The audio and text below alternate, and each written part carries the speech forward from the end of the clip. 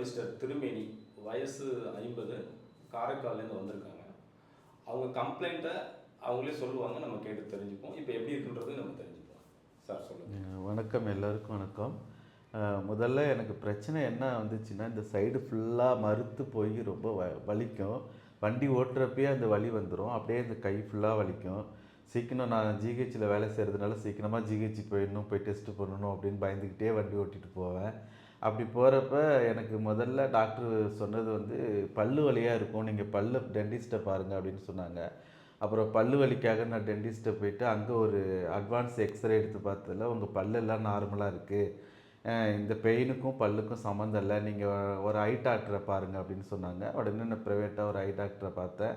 அங்கே கண்ணெல்லாம் செக் பண்ணி பார்க்குறப்ப கண்ணில் எந்த பிரச்சனையும் இல்லை, பிபியும் இல்லை, நீங்கள் இஎன்டியை பாருங்கள் அப்படின்னு சொல்லிட்டாங்க. இஎன்டி டாக்டரை நான் போய் பார்க்க போகிறப்ப அங்கே தான் சார் வந்து எண்டோஸ்கோப்பிலாம் பண்ணி பார்த்துட்டு நீங்கள் ஒரு ஸ்பைனும் ஒரு பிரெயினுக்கும் ஒரு எம்ஆர்ஐ எடுங்கன்னு சொன்னாங்க. அந்த மாதிரி நான் எம்ஆர்ஐ எடுத்ததில் அங்கே என்ன சொல்லிட்டாங்க, உடனே ஒரு ஆர்த்தோ கன்சல்டன்ட் பண்ணேன். ஆர்த்தோ சார் என்ன சொன்னாங்க, நீங்கள் நியூராலஜி பாருங்கள் அப்படின்னு சொன்னாங்க.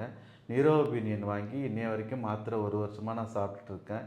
அந்த மாத்திரை சாப்பிட்றப்ப அந்த வலி இல்லாமல் இருக்கும். மாத்திரையை 2 நாள் 3 நாள் டியூ டு எக்கனாமிக்கு அந்த மாதிரி வாங்க முடியல, கிடைக்கல அப்படிங்கிற நேரத்தில் நிறுத்திட்டோம்னா திருப்பி இந்த பெயின் வந்து எனக்கு அப்படியே மயக்கமாக இருக்கும், இந்த வலி இருக்கும், இந்த கையெல்லாம் வலிக்கும்.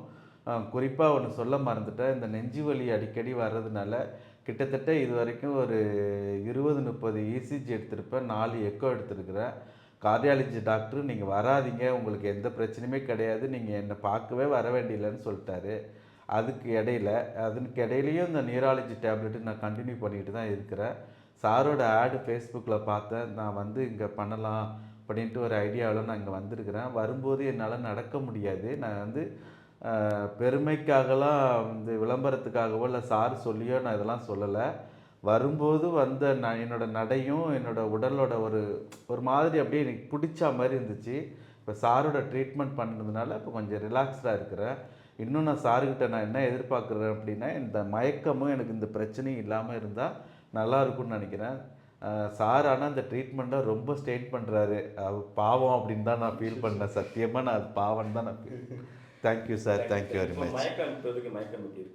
மயக்கம் இல்லை, இந்த சைடு மட்டும் அந்த நம்னஸ் இருக்குது, ஒரு மாதிரி அந்த சரி இருக்குது. அது கிரிப் நல்லா தான் சார் இருக்குது. கால் வந்து ஃபீல் நல்லா, இப்போ நான் நல்லா ஃபீல் பண்ணுற மாதிரி இருக்குது, நல்லா இருக்கிற மாதிரி இருக்குது.